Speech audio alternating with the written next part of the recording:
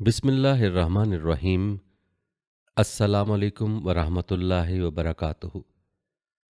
ناظرین، آج کی ویڈیو میں آفتاب رسالت صلی اللہ علیہ وآلہ وسلم کے طلوع ہونے سے لے کر بات شروع کریں گے۔ ناظرین، رسول اللہ صلی اللہ علیہ وآلہ وسلم جس زمانے میں پیدا ہوئے، مکہ بت پرستی کا مرکز اعظم تھا۔ خود کعبہ میں 360 بت رکھے ہوئے تھے۔ رسول اللہ صلی اللہ علیہ وآلہ وسلم کے خاندان کا تمغہ امتیاز صرف اس قدر تھا کہ اس صنم کدہ کے متولی اور کلید بردار تھے۔ حضور صلی اللہ علیہ وآلہ وسلم نے کبھی بتوں کے آگے سر نہیں جھکایا، دیگر رسوم جاہلیت میں کبھی شرکت نہیں کی۔ قریش نے اس بنا پر کہ ان کی عام لوگوں سے ہر بات میں ممتاز رہنا چاہیے، یہ قاعدہ قرار دیا تھا کہ ایام حج میں قریش کے لیے عرفات جانا ضروری نہیں، اور یہ کہ جو لوگ باہر سے آئیں وہ قریش کا لباس اختیار کریں، ورنہ ان کو اوریاں ہو کر کعبے کا طواف کرنا ہوگا۔ چنانچہ اسی بنا پر طواف اوریاں کا عام رواج ہو گیا تھا، لیکن حضرت صلی اللہ علیہ وآلہ وسلم نے ان باتوں میں کبھی اپنے خاندان کا ساتھ نہ دیا۔ عرب میں افسانہ گوئی کا عام رواج تھا۔ راتوں کو لوگ تمام کاموں سے فارغ ہو کر کسی مقام میں جمع ہوتے۔ ایک شخص جس کو اس فن میں کمال ہوتا تھا داستان شروع کرتا تھا۔ لوگ بڑے ذوق و شوق سے رات رات بھر سنتے تھے۔ بچپن میں ایک دفعہ حضور اکرم صلی اللہ علیہ وآلہ وسلم نے اس جلسے میں شریک ہونا چاہا تھا، لیکن اتفاق سے راہ میں شادی کا کوئی جلسہ تھا۔ دیکھنے کے لیے کھڑے ہو گئے، وہیں نیند آ گئی۔ اٹھے تو صبح ہو چکی تھی۔ ایک دفعہ اور ایسا ہی اتفاق پیش آیا۔ 40 برس کی مدت میں صرف 2 دفعہ اس قسم کا ارادہ کیا، لیکن دونوں دفعہ توفیق الہی نے بچا لیا کہ تیری شان ان مشاغل سے بالاتر ہوتی ہے۔ یہ فطرت سلیم اور نیک سرشتی کا تقاضا تھا، لیکن ایک شریعت کبریٰ کی تاسیس، ایک مذہب کامل کی تشہید اور رہنمائی کونین کے منصب اعظم کے لیے کچھ اور درکار تھا۔ اسی زمانے کے قریب میں اور حق پرستوں یعنی ورقہ زید عثمان بن حویرث کے دل میں خیال آیا کہ جماد الیاکل کے آگے سر جھکانا حماقت ہے۔ چنانچہ سب مذہب حق کی تلاش کے لیے نکلے، لیکن ناکامی کی دیوار سے سر ٹکرا ٹکرا کر رہ گئے۔ ورقہ اور عثمان عیسائی ہو گئے، اور زید یہ کہتے کہتے مر گئے کہ اے خدا، اگر مجھ کو یہ معلوم ہوتا کہ تجھ کو کس طرح سے پوجنا چاہیے تو میں اسی طریقے سے تجھ کو پوجتا۔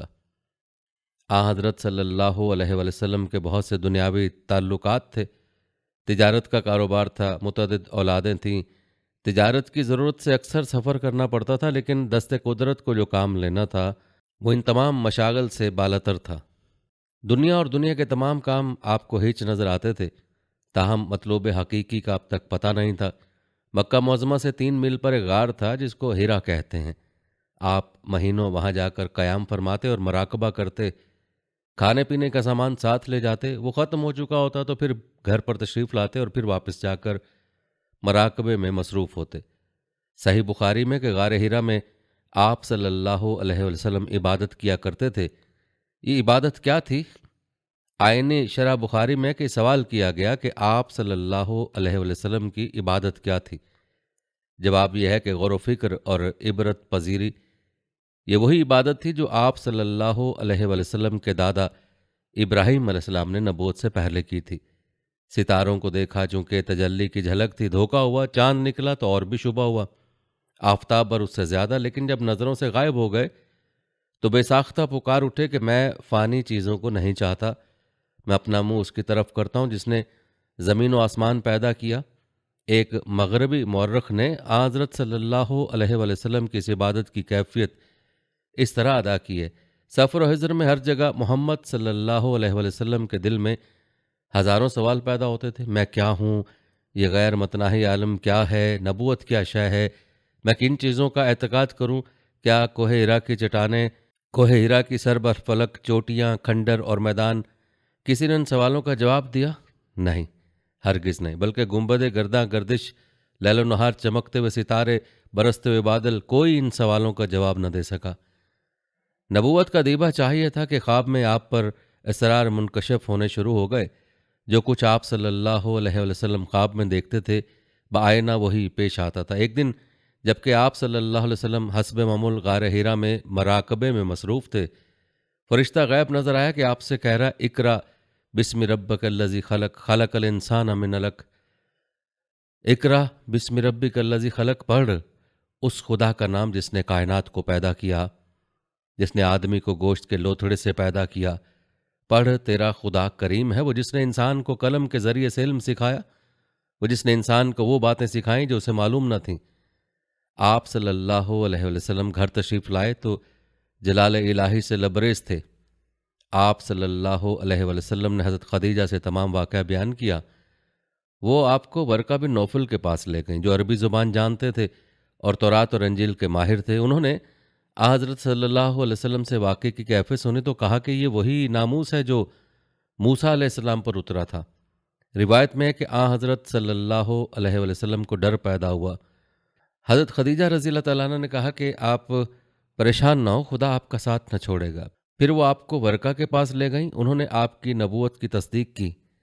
حضرت صلی اللہ علیہ وسلم کی زبان سے بے شبہ یہ الفاظ نکلے، مجھ کو ڈر ہے لیکن یہ تردد، یہ حیت، یہ اضطراب جلال الہی کا تاثر اور نبوت کے بارگاہ کی عظیم تخیل تھا۔ آپ نے کیا دیکھا، ناموس اعظم نے کیا کہا، کیا کیا مشاہدات ہوئے، یہ وہ نازک باتیں ہیں جو الفاظ کا تحمل نہیں کر سکتی۔ صحیح بخاری کی کتاب التعبیر میں ہے کہ چند روز تک جب وحی رک گئی تو حضرت صلی اللہ علیہ وسلم پہاڑ کی چوٹی پر چڑھ جاتے تھے کہ اپنے آپ کو گرا دیں۔ دفتن حضرت جبرائیل علیہ السلام نظر آئے اور کہتے تھے کہ اے محمد صلی اللہ علیہ وسلم، تم واقعی خدا کے پیغمبر ہو۔ اس سے آپ صلی اللہ علیہ وسلم کو اس وقت تسکین ہو جاتی تھی، لیکن جب پھر وہی کچھ دنوں کے لیے رک جاتی تو پھر آپ صلی اللہ علیہ وسلم کسی پہاڑ کی چوٹی پر چڑھ کر اپنے آپ کو گرا دینا چاہتے تھے، اور پھر حضرت جبرائیل علیہ السلام نمایاں ہوتے اور تسکین دیتے کہ آپ واقعی خدا کے پیغمبر ہیں۔ حافظ ابن حجر علیہ نے اس حدیث کے حصے اول کی شرح میں معطر عظیم کا اعتراض نقل کیا کہ ایک پیغمبر کو نبوت میں کیوں کر شک ہو سکتا ہے، اور ہو تو کسی عیسائی کی تسکین دینے سے کیا تسکین ہو سکتی ہے؟ پھر ایک مشہور محدث کا جواب نقل کیا کہ نبوت ایک امر عظیم ہے اور اس کا تحمل دفعتاً نہیں ہو سکتا، اس لیے پہلے حضرت صلی اللہ علیہ وسلم کو خواب کے ذریعے مانوس کیا گیا، پھر جب دفعتاً فرشتہ نظر آیا تو آپ شریعت کے تقاضے سے خوفزدہ ہو گئے۔ حضرت خدیجہ رضی اللہ تعالیٰ عنہ نے آپ کو تسکین دی، پھر جب ورقہ نے تصدیق کی تو آپ کو پورا یقین ہو گیا۔ محدث مذکور کے الفاظ یہ ہیں، جب آپ صلی اللہ علیہ وسلم نے ورقہ کا کلام سنا تو آپ کو حق کا یقین ہو گیا اور آپ نے اس کا اعتراف کیا۔ محدث مذکور اس کے بعد لکھتے ہیں کہ وہی بار بار اس لیے رک جاتی تھی کہ آپ رفتہ رفتہ اس کی برداشت کرنے کے قابل ہو جائیں، لیکن جبکہ ترمذی میں یہ حدیث موجود ہے کہ نبوت سے پہلے سفر شام میں مقام بصرہ جس درخت کے نیچے آپ بیٹھے تھے اس کی تمام شاخیں آپ پر جھک آئیں، جسے بحیرہ نے آپ کے نبی ہونے کا یقین کیا۔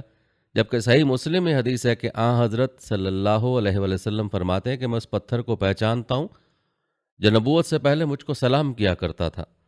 جبکہ صحاح میں موجود ہے کہ نبوت سے پہلے فرشتوں نے آپ کا سینہ چاک کیا اور جسمانی علائش نکال کر پھینک دی، تو خود ان روایتوں کی روایت کرنے والے کیوں کر یہ کہہ سکتے ہیں کہ فرشتے کا نظر آنا ایسا واقعہ تھا جس سے آپ اس قدر خوف زدہ ہو جاتے تھے کہ ایک دفعہ تسکین ہو کر بھی بار بار اضطراب ہوتا تھا اور آپ اپنے آپ کو پہاڑ پر سے گرا دینے کا ارادہ کرتے تھے اور بار بار حضرت جبرائیل علیہ السلام کو اطمینان دلانے کی ضرورت ہوتی تھی؟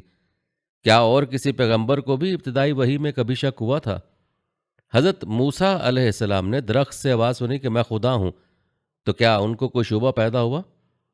حضرت صلی اللہ علیہ وسلم نے جب فرض نبوت ادا کرنا چاہا تو سخت مشکلیں پیش نظر تھیں۔ اگر آپ کا فرض اسی قدر ہوتا کہ بس مسیح علیہ السلام کی طرح صرف تبلیغی دعوت پر اکتفا فرمائیں یا حضرت کلیم اللہ علیہ السلام کی طرح اپنی قوم کو لے کر مصر سے نکل جائیں تو مشکل نہ تھی، لیکن خاتم الانبیاء صلی اللہ علیہ وسلم کا کام خود سلامت رہ کر عرب اور نہ صرف عرب بلکہ تمام عالم کو فروغ اسلام سے منور کر دینا تھا۔ اس لیے نہایت تدبیر اور تدریج سے کام لینا پڑا۔ سب سے پہلا مرحلہ یہ تھا کہ پرخطر راز پہلے کس کے سامنے پیش کیا جائے۔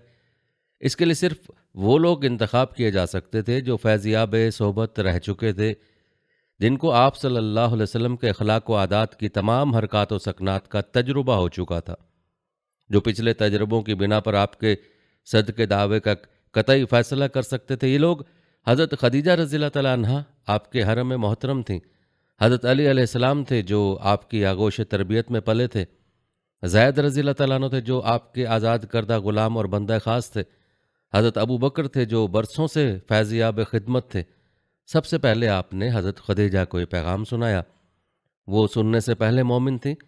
پھر اور بزرگوں کی باری آئی۔ حضرت ابو بکر صدیق رضی اللہ تعالیٰ عنہ دولت مند، ماہر انصاب، صاحب رائے اور فیاض تھے۔ ابن سعد نے لکھا کہ جب وہ ایمان لائے تو ان کے پاس 40,000 درہم تھے۔ غرض ان اوصاف کی وجہ سے مکہ میں ان کا عام اثر تھا اور معززین شأن ان سے ہر بات میں مشورہ لیا کرتے تھے۔ ارباب روایت کا بیان ہے کہ کبار صحابہ رضی اللہ تعالیٰ عنہ میں سے حضرت عثمان، حضرت زبیر، حضرت عبد الرحمن بن عوف، حضرت سعد بن ابی وقاص، فاتح ایران، حضرت طلحہ رضی اللہ تعالیٰ عنہ سب انہی کی ترغیب اور ہدایت سے اسلام لائے۔ ان کی وجہ سے یہ چرچا چپکے اور لوگوں میں بھی پھیلا اور مسلمانوں کی تعداد میں اضافہ ہوتا گیا۔ ان سابقین اولین میں عمار، خباب بن الرت، حضرت عثمان، عبد الرحمن بن عوف، حضرت سعد بن ابی وقاص، طلحہ ارقم، سعید بن زید، عبداللہ بن مسعود، عثمان بن مظعون، عبیدہ اور صہیب رومی رضی اللہ تعالیٰ عنہ زیادہ ممتاز ہیں۔ لیکن جو کچھ ہوا پوشیدہ طور پر ہوا۔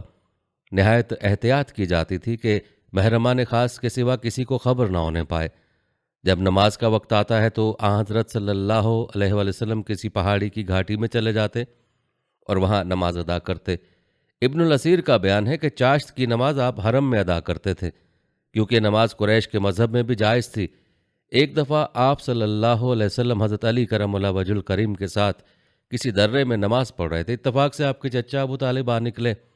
ان کو اس جدید طریقہ عبادت پر تعجب ہوا، کھڑے ہو گئے اور بغور دیکھنے لگے۔ نماز کے بعد پوچھا کہ یہ کون سا دین ہے؟ آپ صلی اللہ علیہ وسلم نے فرمایا کہ ہمارے دادا ابراہیم علیہ السلام کا یہی دین تھا۔ ابو طالب نے کہا کہ میں اس کو اختیار تو نہیں کر سکتا، لیکن تم کو اجازت ہے اور کوئی شخص تمہارا مذہب نہیں ہو سکے گا۔ یہ تاریخ اسلام کا ایک بڑا اہم مسئلہ ہے کہ اسلام کیوں کر پھیلا۔ مخالفین نے اس کا ذریعہ تلوار بتایا ہے۔ اس مسئلے پر مفصل بحث کسی اور ویڈیو میں آئے گی، لیکن ایک خاص پہلو پر یہی ہم نگاہ ڈالتے ہیں، یعنی یہ کہ اوائل اسلام میں جبکہ اسلام لانا جان و مال سے ہاتھ دھونا تھا، کون لوگ اور کس قسم کے لوگ ایمان لائے۔ اس زمانے میں جو لوگ اسلام لائے ان میں چند خصائص مشترک تھیں اسی قسم کی، لیکن ان لوگوں میں بھی پائے جاتے تھے جنہوں نے شدت سے مخالفت کی، چنانچہ تفصیل آگے آتی ہے۔ اکثر وہ لوگ اسلام لائے جو پہلے سے تلاش حق میں سرکردہ اور فطرت نیک طبع اور پاکیزہ اخلاق تھے۔ مثلا حضرت ابو بکر جاہلیت میں بھی عفیف، پارسا اور صدق و دیانت میں مشہور تھے۔ عثمان بن مظعون صوفی مزاج تھے اور اسلام سے پہلے شراب چھوڑ چکے تھے۔ اسلام کے بعد چاہتے تھے کہ راہب بن جائیں، لیکن حضرت صلی اللہ علیہ وسلم نے روکا۔ صہیب رضی اللہ تعالیٰ عنہ عبداللہ بن جدعان کی تربیت یافتہ تھے، جو اسلام سے پہلے ترک شراب ہو کر وفات پا چکے تھے۔ حضرت ابو ذر رضی اللہ تعالیٰ عنہ جس کا اسلام لانے والوں میں چھٹا یا 7واں نمبر تھا، ان کے اسلام لانے کا واقعہ یہ کہ پہلے سے بت پرستی چھوڑ چکے تھے اور غیر متعین طریقے سے جس طرح ان کے ذہن میں آتا تھا خدا کا نام لیتے تھے اور نماز پڑھتے تھے۔ جب حضرت صلی اللہ علیہ وآلہ وسلم کا حال سنا تو اپنے بھائی کو بھیجا کہ صحیح خبر لائیں۔ وہ مکہ میں آئے اور حضرت صلی اللہ علیہ وسلم کی خدمت میں حاضر ہو کر قرآن مجید کی صورتیں سنی۔ واپس جا کر ابو ذر سے کہا کہ میں نے ایک شخص کو دیکھا ہے جس کو لوگ مرتد کہتے ہیں، وہ مکارم اخلاق سکھاتا ہے اور جو کلام سناتا ہے وہ شعر نہیں کوئی چیز ہے، تمہارا طریقہ اس سے بہت ملتا جلتا ہے۔ حضرت ابو ذر رضی اللہ تعالیٰ عنہ کو تسکین نہیں اور وہ خود مکہ آئے، زبان مبارک سے آپ صلی اللہ علیہ وسلم کا کلام سنا اور اسلام قبول کیا۔ وہ تمام عمر دنیاوی تعلقات سے الگ رہے۔ ان کا عقیدہ تھا کہ جو شخص زر و مال جمع کرتا ہے وہ مسلمان نہیں۔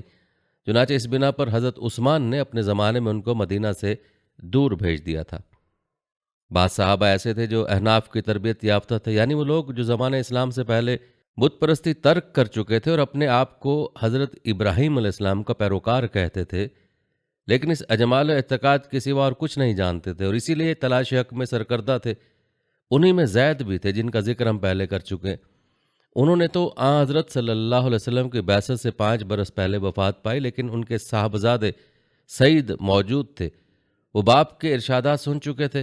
حضرت صلی اللہ علیہ وسلم سے ملے تو ان کو وہ رہنما ہاتھ آ گیا جس کی جستجو میں ان کا باپ دنیا سے چل بسے اور وہ اب تک سرگشتہ تھے۔ یہ امر سب میں مشترک تھا کہ لوگ قریش کے مناصب اعظم میں سے کوئی منصب نہیں رکھتے تھے، بلکہ اکثر ایسے تھے، مثلا عمار، خباب، ابو فقی، صہیب، جن کو دولت و جاہ کے دربار میں جگہ بھی نہیں مل سکتی تھی۔ چنانچہ نبی کریم صلی اللہ علیہ وسلم لوگوں کو لے کر حرم میں جاتے، تو روسا قریش ہنس کر کہتے کہ یہی وہ لوگ ہیں جن پر خدا نے ہم لوگوں کو چھوڑ کر احسان کیا ہے۔ کفار کے نزدیک ان کا افلاس ان کی تحقیر کا سبب تھا، لیکن یہی چیز تھی جس کی وجہ سے ایمان کی دولت سب سے پہلے انہی کے ہاتھ آ سکتی تھی۔ دولت و مال ان کے دلوں کو سیاہ نہیں کر سکا، فخر و غرور ان کو حق سے روک نہیں سکتا تھا۔ ان کو یہ ڈر نہ تھا کہ اگر بت پرستی چھوڑ دیں گے تو کعبے کا کوئی منصب عظیم ہاتھ سے ہی جاتا رہے گا۔ غرض ان کے دل ہر قسم کے زنگ سے پاک تھے۔ یہی سبب ہے کہ انبیاء کے ابتدائی پیروکار ہمیشہ نادار اور مفلس لوگ تھے۔ عیسائیت کے ارکان اولین ماہی گیر تھے۔ حضرت نوح علیہ السلام کے مقربین خاص کی نسبت کفار کو اعلانیہ کہنا پڑا، اور ہم تو بظاہر یہ دیکھتے ہیں کہ تیری پیروی انہی لوگوں نے کی جو رذیل ہیں، اور ہم تم میں کوئی برتری نہیں پاتے، بلکہ ہمارا تو یہ حال ہے کہ تم سب جھوٹے ہو۔ یہ سابقین اسلام جس قسم کا راسخ ایمان لائے تھے اس کی تفصیل آگے آتی، جس سے ظاہر ہوگا کہ قریش کے سخت خون خواریاں، دولت و مال کی انتہائی ترغیبیں، کوئی چیز ان کو متزلزل نہ کر سکی، اور آخر انہی کمزور ہاتھوں نے کیسر و کسرا کا تخت الٹ دیا۔ 3 برس تک آن حضرت صلی اللہ علیہ وسلم نے نہایت ہی رازداری کے ساتھ فرض تبلیغ ادا کیا، لیکن اب آفتاب رسالت بلند ہو چکا تھا۔ صاف حکم آیا، اور تجھ کو جو حکم دیا گیا ہے وہ واشگاف کہہ دے، اور اپنے نزدیک کے خاندان والوں کو خدا سے ڈرا۔ آن حضرت صلی اللہ علیہ وسلم نے کوہ صفا پر چڑھ کر پکارا، لوگ جمع ہوئے تو آپ صلی اللہ علیہ وسلم نے فرمایا، اگر میں تم سے یہ کہوں کہ پہاڑ کے عقب سے ایک لشکر آ رہا ہے تو تم کو یقین آئے گا؟ سب نے کہا کہ ہاں، کیونکہ تم کو ہمیشہ سے ہم نے سچ بولتے دیکھا ہے۔ آپ صلی اللہ علیہ وسلم نے فرمایا، تو میں یہ کہتا ہوں کہ اگر تم ایمان نہ لاؤ گے تو تم پر عذاب شدید نازل ہوگا۔ یہ سن کر سب لوگ، جن میں ابو لہب آپ کا چچا بھی تھا، سخت برہم ہو کر واپس چلے گئے۔ چند روز کے بعد آپ صلی اللہ علیہ وسلم نے حضرت علی علیہ السلام سے کہا کہ دعوت کا سامان کرو۔ یہ در حقیقت تبلیغ اسلام کا پہلا موقع تھا۔ تمام خاندان، عبد المطلب مدعو کیا گیا، حمزہ، ابو طالب، عباس، سب شریک تھے۔ حضرت صلی اللہ علیہ وسلم نے کھانے کے بعد کھڑے ہو کر فرمایا کہ میں وہ چیز لے کر آیا ہوں جو دین اور دنیا دونوں کی کفیل ہے۔ اس بارے گراں کے اٹھانے میں کون میرا ساتھ دے گا؟ تمام مجلس میں سناٹا تھا۔ دفتن مولا علی علیہ السلام نے اٹھ کر کہا کہ گو مجھ کو آشوب چشم ہے، گو میری ٹانگیں پتلی ہیں، اور گو میں سب سے نو عمر ہوں، تاہم میں آپ کا ساتھ دوں گا۔ قریش کے لیے ایک حیرت انگیز منظر تھا۔ 2 شخص جن میں ایک سے زیادہ صالح نوجوان ہیں دنیا کی قسمت کا فیصلہ کر رہے ہیں۔ حاضرین کو بے ساختہ ہنسی آ گئی، لیکن آگے چل کر زمانے نے بتایا کہ سراپا سچ تھا۔ اب مسلمانوں کی ایک متعدد آباد جماعت تیار ہو گئی تھی، جن کی تعداد 40 سے زیادہ تھی۔ آپ نے حرم کعبہ میں جا کر توحید کا اعلان کر دیا۔ کفار کے نزدیک یہ حرم کی سب سے بڑی توہین تھی، اس لیے دفتن ایک ہنگامہ برپا ہو گیا، اور ہر طرف سے لوگ آپ پر ٹوٹ پڑے۔ حضرت صلی اللہ علیہ وسلم کی ردیب حضرت حارث بن ابی حالہ رضی اللہ تعالیٰ عنہ گھر میں تھے۔ ان کو خبر ہوئی، دوڑے ہوئے آئے اور حضرت صلی اللہ علیہ وسلم کو بچانا چاہا، لیکن ہر طرف سے ان پر تلواریں پڑیں اور وہ شہید ہو گئے۔ اسلام کی راہ میں یہ پہلا خون تھا جس سے زمین رنگین ہوئی۔ اب بات کریں کہ قریش کی مخالفت کا اور اس کے اسباب کا۔ مکہ کی جو عزت تھی کعبے کی وجہ سے تھی۔ قریش کا خاندان جو تمام عرب پر مذہبی حکومت رکھتا تھا، اور جس کی وجہ سے وہ ہمسائگان خدا بلکہ آل اللہ یعنی خاندان الہی کہلاتے تھے، اس کی صرف یہ وجہ تھی کہ وہ کعبے کے مجاور اور کلید بردار تھے۔ ناظرین، یہ بھی ہمیں یاد رکھنا چاہیے کہ خاندان ہاشم اور بنو امیہ برابر کے حریف تھے، اور دونوں میں مدت سے رشک و رکابت چلی آتی تھی۔ نہ تربیت یافتہ اور تندخو قوموں کا خاصہ ہے کہ کوئی تحریک جو ان کے آبائی رسم و عقائد کے خلاف ان کو سخت برہم کر دیتی ہے۔ ان کے ساتھ ان کی مخالفت محض زبانی مخالفت نہیں ہوتی، اور ان کی تشنگی انتقام کو خون کے سوا کوئی چیز بجھا نہیں سکتی۔ عرب ایک مدت سے بت پرستی میں مبتلا تھے۔ خلیل بت شکن کی یادگار یعنی کعبہ 360 معبودوں سے مزین تھی، جن میں حبل خدائے اعظم تھا۔ یہی بت ہر قسم کے خیر و شر کے مالک تھے، پانی برساتے تھے، اولادیں دیتے تھے، مارکہ جنگ میں فتحیں دلاتے تھے۔ خدا یا تو سرے سے نہ تھا، یا تھا تو وجود معطل تھا۔ دوسرا سبب یہ تھا کہ اسلام کا اصل فرض اس طلسم کو دفتن برباد کر دینا تھا، لیکن اس کے ساتھ قریش کی عظمت و اقتدار اور عالمگیر اثر کا بھی خاتمہ تھا۔ اس لیے قریش نے شدت سے مخالفت کی، اور ان میں جن لوگوں کو جس قدر زیادہ نقصان پہنچنے کا اندیشہ تھا، اسی قدر مخالفت میں زیادہ سرگرم تھے۔ قریش کا رئیس اعظم حرب بن امیہ تھا، چنانچہ حرب فجار میں وہی سپہ سالار اعظم تھا، لیکن حرب کے مرنے کے بعد اس کا بیٹا ابو سفیان اس منصب عظیم کے حاصل کرنے کی قابلیت نہیں رکھتا تھا، اس لیے ولید بن مغیرہ نے اپنی لیاقت اور اثر سے ریاست حاصل کی۔ ابو جہل اس کا بھتیجا تھا اور وہ بھی قریش میں امتیاز رکھتا تھا۔ ابو سفیان گو اپنے باپ کا منصب نہ حاصل کر سکا، لیکن بنو امیہ کے خاندان کا سردار وہی تھا۔ خاندان ہاشم میں سب سے زیادہ کبیر سن ابو لہب تھا، جو رسول اللہ صلی اللہ علیہ وسلم کا حقیقی چچا تھا۔ قبیلہ سہم میں سب سے زیادہ بااثر عاص بن وائل تھا، جو نہایت دولت مند اور کثیر الاولاد تھا۔ قریش کی عنان حکومت انہی روسا کے ہاتھ میں تھی، اور یہی لوگ تھے جنہوں نے اسلام کی سخت مخالفت کی۔ قریش کے اور اکابر مثلاً اسود بن مطلب، اسود بن عبد یغوث، نضر بن الحرث، امیہ بن خلف، عقبہ بن ابی معیط انہی لوگوں کے زیر اثر تھے، اور اس وجہ سے اعدائے اسلام میں ان کے نام ہر جگہ نمایاں نظر آتے ہیں۔ قریش کا یہ خیال تھا کہ نبوت کا منصب اعظم اگر کسی کو ملتا تو مکہ یا طائف کے کسی رئیس کو ملتا۔ فرمان باری تعالیٰ ہے، وہ لوگ کہتے ہیں کہ قرآن کو اترنا تھا تو ان دو شہروں مکہ اور طائف میں سے کسی رئیس اعظم پر اترنا تھا، یعنی ولید بن ربیعہ یا ابو مسعود ثقفی۔ عرب میں ریاست کے لیے دولت اور اولاد سب سے پہلی اور سب سے ضروری شرط تھی۔ اولاد کی نسبت اکثر وحشی قوموں میں ہندوستان میں بھی خیال رہا کہ جو شخص صاحب اولاد نہ ہو وہ عالم آخرت کی برکات سے محروم رہتا ہے۔ ہندوؤں میں یہ خیال ہے کہ اولاد کے بغیر انسان کو پوری نجات نہیں مل سکتی۔ قریش میں اوصاف مذکورہ کے لحاظ سے جو لوگ ریاست کا استحقاق رکھتے تھے وہ ولید بن مغیرہ، امیہ بن خلف، عاص بن وائل سہمی، ابو مسعود ثقفی تھے۔ رسول اللہ صلی اللہ علیہ وسلم نے اوصاف سے بالکل خالی تھے۔ دولت کے غبار سے آپ صلی اللہ علیہ وسلم کا دامن پاک تھا، اور اولاد ذکور سال 2 سال سے زیادہ زندہ نہیں رہی۔ تیسرا سبب سن لیجئے، قریش کو عیسائیوں سے نفرت تھی، جس کی وجہ یہ تھی کہ ابرہہ الاشرم یعنی بادشاہ حبش جو کعبے کے ڈھانے کو آیا تھا عیسائی تھا۔ یہی وجہ تھی کہ قریش عیسائیوں کے مقابلے میں پارسیوں کو زیادہ پسند کرتے تھے۔ ایران اور روم کی جنگ میں ایرانیوں کو فتح ہوئی تو قریش نے نہایت خوشی کا اظہار کیا اور مسلمان شکستہ ہوئے، چنانچہ یہ آیات اتری، فرمان الہی ہے، قریب کے ملک میں رومی مغلوب ہو گئے، لیکن یہ لوگ مغلوب ہونے کے بعد چند سال میں پھر غالب آ جائیں گے۔ خدا ہی کو اختیار ہے پہلے بھی اور پیچھے بھی، اور سب مسلمان اللہ کی مدد سے خوشی منائیں گے۔ ناظرین، اسلام اور نصرانیت میں بہت سی باتیں مشترک تھیں، سب سے بڑھ کر یہ کہ اس زمانے میں اسلام کا قبلہ بیت المقدس تھا، اور مدینہ منورہ میں بھی ایک مدت تک یہی قبلہ رہا۔ ان اسباب سے قریش کو خیال ہوا کہ حضرت صلی اللہ علیہ وسلم عیسائیت قائم کرنا چاہتے ہیں۔ چوتھا سبب سن لیجئے، اور ایک بڑا سبب ہے یہ، ایک بڑا سبب قبائل کی خاندانی رقابت تھی۔ قریش میں 2 قبیلے نہایت ممتاز اور حریف تھے، بنو ہاشم و بنو امیہ۔ عبد المطلب نے اپنے زور اور اثر سے بنو ہاشم کا پلہ بھاری کر دیا تھا، لیکن ان کے بعد اس خاندان میں کوئی صاحب اثر پیدا نہیں ہوا۔ ابو طالب دولت مند نہ تھے، عباس دولت مند تھے لیکن فیاض نہ تھے، ابو لہب بد چلن تھا، اس پر بنو امیہ کا اقتدار بڑھتا جاتا تھا۔ حضرت صلی اللہ علیہ وسلم کی نبوت کو خاندان بنو امیہ اپنا رقیب یعنی ہاشم کی فتح خیال کرتا تھا، اس لیے سب سے زیادہ اسی قبیلے نے حضرت صلی اللہ علیہ وسلم کی مخالفت کی۔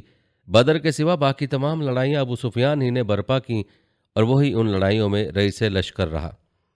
عقبہ بن ابی معیط جو سب سے زیادہ حضرت صلی اللہ علیہ وسلم کا دشمن تھا، جس نے نماز پڑھنے کی حالت میں آپ صلی اللہ علیہ وسلم کے دوش مبارک پر اونٹ کی اوج لا کر ڈالی تھی، وہ بھی اموی تھا۔ بنو امیہ کے بعد اس قبیلے کو بنو ہاشم کی برابری کا دعویٰ تھا، وہ بنو مخزوم تھے۔ ولید بن مغیرہ اسی خاندان کا رئیس تھا، اس لیے اس قبیلہ نے بھی حضرت صلی اللہ علیہ وسلم کی سخت مخالفت کی۔ ابو جہل کی ایک تقریر سے اس بیان کی پوری تصدیق ہوتی ہے۔ ایک دفعہ اخنس بن شریک ابو جہل کے پاس گئے اور کہا کہ محمد صلی اللہ علیہ وسلم کے متعلق تمہاری کیا رائے ہے؟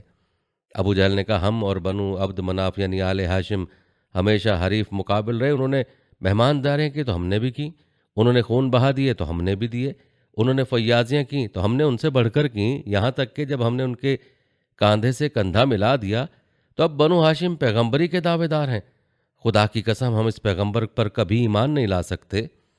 پانچواں سبب بھی یہاں پر ہم بیان کرتے ہیں، ایک بہت بڑا سبب تھا کہ قریش میں سخت بد اخلاقیاں پھیلی ہوئی تھیں، بڑے بڑے ارباب اقتدار نہایت ذلیل بد اخلاقیوں کے مرتکب تھے۔ ابو لہب جو خاندان ہاشم میں سب سے زیادہ ممتاز تھے، اس نے حرم محترم کے خزانے سے غزال زریں چرا کر بیچ ڈالا تھا۔ اخنس بن شریک جو بنو زہرہ کا حلیف اور رؤسائے عرب میں شمار کیا جاتا تھا، نمام اور کذاب تھا۔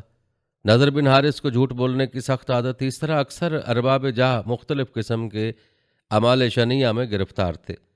حضرت صلی اللہ علیہ وسلم ایک طرف بت پرستی کی برائیاں بیان فرماتے تھے، دوسری طرف ان بد اخلاقیوں میں سخت داروگیر کرتے تھے جس سے ان کی عظمت و اقتدار کی شہنشاہی متزلزل ہوتی جاتی تھی۔ قرآن مجید میں پہم اعلانیہ ان بدکاروں کی شان میں آیتیں نازل تھیں اور گو طریقہ بیان عام ہوتا تھا، لیکن لوگ جانتے تھے کہ روئے سخن کس کی طرف ہے۔ ارشاد باری تعالیٰ ہے، اور اس شخص کے کہنے میں نہ آنا جو بات بات میں قسم کھاتا ہے، آبرو باختہ ہے، طائن ہے، چغلیاں کھاتا ہے، لوگوں کو اچھے کاموں سے روکتا ہے، حد سے بڑھ گیا، بد ہے، تندخو ہے، اور ان سب باتوں کے ساتھ جھوٹا نسب بناتا ہے اس لیے کہ وہ مالدار اور لڑکوں والا ہے۔ سورہ علق میں ارشاد ہوا، وہ سن رکھے کہ اگر وہ باز نہ آیا تو ہم اس کی پیشانی کے بال پکڑ کر گھسیٹیں گے، جو کہ جھوٹی اور خطا کار ہے۔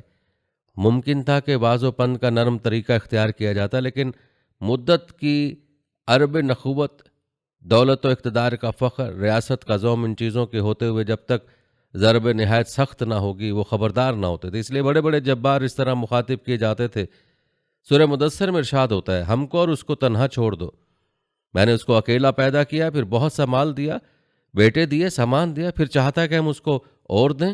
ہرگز نہیں، وہ ہماری آیتوں کا دشمن ہے۔ یہ خطاب ولید بن مغیرہ کے ساتھ ہے جو قریش کا سرتاج تھا، اور یہ الفاظ اس شخص کی زبان سے ادا ہوتے تھے جس کو ظاہری جاہ و اقتدار حاصل نہ تھا، لیکن مخالفت کی جو سب سے بڑی وجہ تھی، جس کا اثر تمام قریش بلکہ تمام عرب پر یکساں تھا، یہ تھا کہ جو معبود سینکڑوں برس سے عرب کے حاجت روائے عام تھے اور جن کے آگے وہ ہر روز پیشانی رگڑتے تھے، اسلام ان کا نام و نشان مٹاتا تھا، ان کی شان میں کہتا تھا۔ سورہ انبیاء میں ارشاد باری تعالیٰ ہے، بلا شبہ تم اور جن چیزوں کو تم خدا کو چھوڑ کر پوجتے ہو سب دوزخ کے ایندھن ہوں گے۔ اب بات کرتے ہیں قریش کے تحمل کے اسباب کی، ان اسباب کے ساتھ جن میں سے ہر ایک قریش کو سخت مشتعل کر دینے کے لیے کافی تھا۔ توقع یہ تھی کہ اعلان دعوت کے ساتھ سخت خون ریزیاں شروع ہو جاتیں، لیکن قریش نے تحمل سے کام لیا اور اس کے ناگزیر اسباب تھے۔ قریش خانہ جنگیوں میں تباہ ہو چکے تھے اور حرب الفجار کے بعد اس قدر عاجز آ گئے تھے کہ لڑائی کے نام سے ڈرتے تھے۔ قبیلہ پرستی کی وجہ سے لڑائی صرف اتنی سی بات پر شروع ہو جاتی تھی کہ کسی قبیلے کا کوئی آدمی قتل کر دیا جائے، مقتول کا قبیلہ بغیر کسی تحقیق کے انتقام کے لیے کھڑا ہو جاتا تھا، اور جب تک بدلہ نہ لے لیا جائے یہ آگ بجھ نہیں سکتی تھی۔ رسول اللہ صلی اللہ علیہ وسلم کے قتل پر آمادہ ہونا قریش کے لیے نہایت آسان تھا، لیکن وہ جانتے تھے کہ بنو ہاشم خون کا انتقام نہ چھوڑیں گے اور پھر سلسلہ بسلسلہ تمام مکہ جنگ میں مبتلا ہو جائے گا۔ بہت سے لوگ اسلام لا چکے تھے اور تقریباً کوئی قبیلہ ایسا باقی نہ تھا جس میں دو ایک شخص اسلام نہ لا چکے ہوں۔ اس لیے اسلام اگر جرم تھا تو صرف ایک شخص کا جرم نہ تھا بلکہ سینکڑوں تھے، اور سب کا استحصال کرنا ممکن نہ تھا۔ قریش کے رئیسوں میں متعدد ایسے لوگ تھے جو شریف النفس تھے، وہ بد نفسی کی وجہ سے نہیں بلکہ اپنے خیال میں نیک نیتی کی بنا پر مخالفت کرتے تھے۔ اس بنا پر وہ چاہتے تھے کہ معاملہ صلح آشتی سے طے ہو جائے۔ غرض جب آپ صلی اللہ علیہ وسلم نے اعلان نبوت کیا اور بت پرستی کی اعلانیہ مذمت شروع کی تو قریش کے چند معززوں نے ابو طالب سے آ کر شکایت کی۔ جناب ابو طالب نے نرمی سے سمجھا کر رخصت کر دیا، لیکن چونکہ بنائے نزاع قائم تھی، یعنی حضرت محمد صلی اللہ علیہ وسلم ادائے فرض سے باز نہ آ سکتے تھے، اس لیے یہ سفارت دوبارہ ابو طالب کے پاس آئی۔ اس میں تمام رئیس قریش یعنی عتبہ بن ربیعہ، شیبہ، ابو سفیان، عاص بن ہشام، ابو جہل، ولید بن مغیرہ، عاص بن وائل وغیرہ شریک تھے۔ ان لوگوں نے ابو طالب سے کہا کہ تمہارا بھتیجا ہمارے معبودوں کی توہین کرتا ہے، ہمارے آباء و اجداد کو گمراہ کہتا ہے، ہم کو احمق ٹھہراتا ہے، اس لیے یا تو تم بیچ میں سے ہٹ جاؤ یا تم بھی میدان میں آ کے ہم دونوں میں سے ایک کا فیصلہ ہو جائے۔ ابو طالب نے دیکھا کہ اب حالت نازک ہو گئی ہے، قریش اب تحمل نہیں کر سکتے اور میں تنہا قریش کا مقابلہ نہیں کر سکتا۔ حضرت صلی اللہ علیہ وآلہ وسلم سے مختصر لفظوں میں کہا کہ جان من میرے اوپر اتنا بھار نہ ڈال کہ میں اٹھا نہ سکوں۔ آپ صلی اللہ علیہ وسلم کی ظاہری پشت و پناہ جو کچھ تھے جناب ابو طالب تھے۔ حضرت صلی اللہ علیہ وسلم نے دیکھا کہ اب ان کے پائے ثبات میں بھی لرزش ہے۔ آپ نے آبدیدہ ہو کر فرمایا، خدا کی قسم اگر یہ لوگ میرے ایک ہاتھ میں سورج اور دوسرے میں چاند لا کر دیں تب بھی میں اپنے فرض سے باز نہ آؤں گا۔ خدا اس کا کام پورا کرے گا یا میں خود اس پر نثار ہو جاؤں گا۔ آپ کی پرسر آواز نے جناب ابو طالب کو سخت متاثر کیا۔ رسول اللہ صلی اللہ علیہ وسلم سے کہا، جا، کوئی شخص تیرا بال بیگا نہیں کر سکتا۔ حضرت صلی اللہ علیہ وسلم بدستور دعوت اسلام میں مصروف ہوئے۔ قریش اگرچہ حضرت صلی اللہ علیہ وسلم کے قتل کا ارادہ نہ کر سکے، لیکن طرح طرح کی اذیتیں دیتے تھے۔ راہ میں کانٹے بچھا دیتے تھے، نماز پڑھنے میں جسم مبارک پر نجاست ڈال دیتے تھے، بد زبانیاں کرتے تھے۔ ایک دفعہ آپ صلی اللہ علیہ وآلہ وسلم حرم میں نماز پڑھ رہے تھے، عقبہ بن ابی معیط نے آپ کے گلے میں چادر لپیٹ کر اس زور سے کھینچی کہ آپ گھٹنوں کے بل گر پڑے۔ قریش متحیر تھے کہ آپ یہ سب سختیاں کیوں جھیلتے ہیں؟ انسانی دماغ ایسی سخت نفس کشی اور جان بازی کا مقصد جاہ و دولت اور نام و نمود کی خواہش کے سوا اور کیا کر سکتا ہے؟ قریش نے بھی یہی خیال کیا۔ اس بنا پر عتبہ بن ربیعہ قریش کی طرف سے آپ صلی اللہ علیہ وآلہ وسلم کے پاس اور کہا کہ محمد کیا چاہتے ہو؟ آپ صلی اللہ علیہ وسلم، کیا مکہ کی ریاست، کیا کسی بڑے گھرانے میں شادی، کیا دولت کا ذخیرہ؟ ہم یہ سب مہیا کر سکتے ہیں اور اس پر بھی راضی ہیں کہ کل مکہ تمہارا زیر فرمان ہو جائے، لیکن ان باتوں سے تم باز آ جاؤ۔ عقبہ کو اس درخواست کی کامیابی کا پورا یقین تھا، لیکن ان سب ترغیبات کے جواب میں آپ صلی اللہ علیہ وآلہ وسلم نے قرآن مجید کی چند آیتیں پڑھیں۔ اے محمد صلی اللہ علیہ وآلہ وسلم، کہہ دے کہ میں تم ہی جیسا آدمی ہوں، مجھ پر وہی آتی ہے کہ تمہارا خدا بس ایک خدا ہے، بس سیدھے اس کی طرف جاؤ اور اسی سے معافی مانگو۔ ایک اور جگہ ارشاد باری تعالیٰ ہوا، اے محمد صلی اللہ علیہ وآلہ وسلم، کہہ دیں کہ کیا تم لوگ خدا کا انکار کرتے ہو جس نے 2 دن میں یہ زمین پیدا کی، اور تم خدا کے شریک قرار دیتے ہو؟ یہی سارے جہاں کا پروردگار ہے۔ عتبہ واپس گیا تو وہ عتبہ نہ تھا۔ اس نے قریش سے جا کر کہہ دیا کہ محمد صلی اللہ علیہ وآلہ وسلم جو کلام پیش کرتے ہیں وہ شاعری نہیں ہے، کوئی اور چیز ہے۔ میری رائے یہ ہے کہ تم ان کو ان کے حال پر چھوڑ دو۔ اگر وہ کامیاب ہو کر عرب پر غالب آ جائیں گے تو یہ تمہاری ہی عزت ہے، ورنہ عرب ان کو خود فنا کر دے گا۔ لیکن قریش نے یہ رائے نامنظور کی۔ ناظرین، اب بات کریں گے حضرت حمزہ اور حضرت عمر کے اسلام لانے کی۔ حضرت صلی اللہ علیہ وسلم آپ سے خاصی محبت کرتے تھے۔ وہ آپ سے صرف 2-3 برس بڑے تھے اور ساتھ اکیلے تھے۔ انہوں نے سویبہ کا دودھ پیا تھا اور اس رشتے سے بھائی بھائی تھے۔ وہ ابھی تک اسلام نہیں لائے تھے، لیکن آپ کی ہر ادا کو محبت کی نظر سے دیکھتے تھے۔ ان کا مشغلہ شکار اور سپاہ گری تھا۔ ان کا معمول تھا کہ منہ اندھیرے تیر کمان لے کر نکل جاتے اور دن بھر شکار کے بعد شام میں واپس ہوتے تو سب سے پہلے حرم میں جاتے، طواف کرتے۔ قریش کے رئیس سین حرم میں الگ الگ دربار جمع کر کے بیٹھا کرتے تھے۔ حضرت حمزہ ان لوگوں سے صاحب سلام کرتے، کبھی کبھی کسی کے پاس بیٹھ جاتے۔ اس طریقے سے سب سے یارانہ تھا اور سب لوگ ان کی قدر و منزلت کرتے تھے۔ حضرت صلی اللہ علیہ وسلم کے ساتھ مخالفین جس بے رحمی سے پیش آتے تھے، ایک دن ابو جہل نے آپ صلی اللہ علیہ وسلم کے ساتھ نہایت سخت گستاخیاں کی۔ ایک کنیز دیکھ رہی تھی۔ حضرت حمزہ رضی اللہ تعالیٰ عنہ شکار سے آئے تو اس نے تمام ماجرا کہا۔ حضرت حمزہ رضی اللہ تعالیٰ عنہ غصے سے بےتاب ہو گئے، تیر و کمان ہاتھ میں لیے حرم میں آئے اور ابو جہل سے کہا کہ میں مسلمان ہو گیا ہوں۔ حضرت صلی اللہ علیہ وسلم کے جوش حمایت میں انہوں نے اسلام کا اظہار تو کر دیا، لیکن گھر پر آئے تو متردد ہوئے کہ آبائی دین کو دفتن کیوں کر چھوڑ دوں۔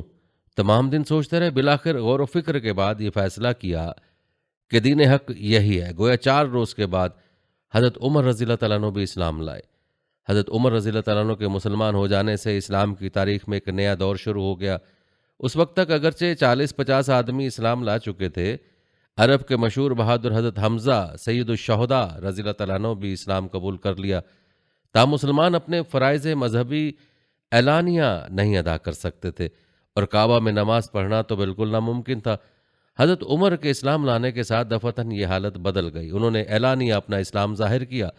کافروں نے اول بڑی شدت کی، لیکن وہ ثابت قدمی سے مقابلہ کرتے رہے، یہاں تک کہ مسلمانوں کی جماعت کے ساتھ کعبہ میں جا کر نماز ادا کی۔ ابن ہشام نے اس واقعے کو عبداللہ بن مسعود کی زبانی ان الفاظ میں روایت کیا ہے، جب عمر اسلام لائے تو قریش سے لڑے، یہاں تک کہ کعبہ میں نماز پڑھی، ان کے ساتھ ہم لوگوں نے بھی پڑھی۔ صحیح بخاری میں ہے کہ جب حضرت عمر رضی اللہ تعالیٰ عنہ اسلام لائے تو ایک ہنگامہ سا برپا ہو گیا۔ اتفاق سے عاص بن وائل نکلا، ان سے پوچھا کیا ہنگامہ ہے؟ لوگوں نے کہا کہ عمر مرتد ہو گئے۔ आस बिन वाइल ने कहा, तो क्या हुआ? मैंने उमर को पनाह दी। रसूख़ आज़म क़ुव्वत इरादा, शिद्दत अमल इंसान के असली जौहर है और दाद के काबिल है, लेकिन उन्हीं औसाफ का रुख जब बदल जाता है तो वो सख्त दिली, बेरहमी, दरिंदा तबी और सफ़ाकी के मोइन कालिब इख्तियार कर लेते हैं। इस्लाम जब आहिस्ता आहिस्ता फैलना शुरू हुआ और रसूलुल्लाह सल्लल्लाहु अलैहि वसल्लम और अकाबिर सहाबा रज़ियल्लाहु तआला अन्हुम को उनके कबीलों ने अपने हिसार हिफाजत में ले लिया, तो कुरैश का तैश व गज़ब हर तरफ से सिमट कर उन गरीबों पर टूटा जिनका कोई यारो मददगार ना था। उनमें कुछ गुलाम कनीज़ें भी थी, जो कुछ गरीबुल वतन थे जो दो एक पुश्त से मक्का में आ रहे थे, और कुछ कमज़ोर कबीलों के आदमी थे जो किसी किस्म की अज़मत व इक़्तिदार नहीं रखते थे। कुरैश ने उनको इस तरह से सताना शुरू किया कि ज़ोर व सितम की तारीख में उसकी मिसाल पैदा करना कुरैश की यकताई की तहकीर है। ये आसान था कि मुसलमानों के खसोखाश से सरजमीन अरब दफतन पाक कर दी जाती, लेकिन कुरैश का तशा इंतकाम इससे नहीं उतर सकता था। मुसलमान अगर अपने मज़हब पर साबित कदम रहकर पैबंद खाक कर दिए जाते तो इसमें जिस कदर कुरैश की तारीफ निकलती तो उससे ज़्यादा उन बेकसों का सब्र व इस्तक़लाल होता। कुरैश की शान उस वक्त कायम रह सकती थी जब लोग दायरा इस्लाम से फिर कुरैश के मज़हब में आ जाते। ये शायद उनको मुसलमानों की सख्त जानी का इम्तिहान लेना और उसकी दाद देना मंजूर था। कुरैश में ऐसे लोग भी थे जिनका दिल वाकई इस हालत पर जलता था कि उनका मुद्दतों का बना बनाया कारखाना दरम बरम हुआ जाता है, उनके आबा व अजदाद की तहकीर की जाती है, काबिल एहतराम माबूदों की अजमत मट्टी में मिलाई जाती है। ये लोग सिर्फ हसरत और अफसोस करके रह जाते थे, कहते थे कि चंद खाम तबकों के दिमाग में खलल आ गया है। अतबा, आस बिन वाइल वगैरह उसी किस्म के लोग थे, लेकिन अबू जहल, उमैया बिन खल्फ वगैरह का मयार इससे ज़्यादा बुलंद था। बहरहाल नाज़रीन, उसके बाद मुसलमानों पर जुल्म व सितम के तरीके ईजाद होते हैं और कुरैश तरह तरह के जुल्म और इबरतनाक कारनामे सर अंजाम देता है, जिनका जिक्र हम आने वाली वीडियो में करेंगे।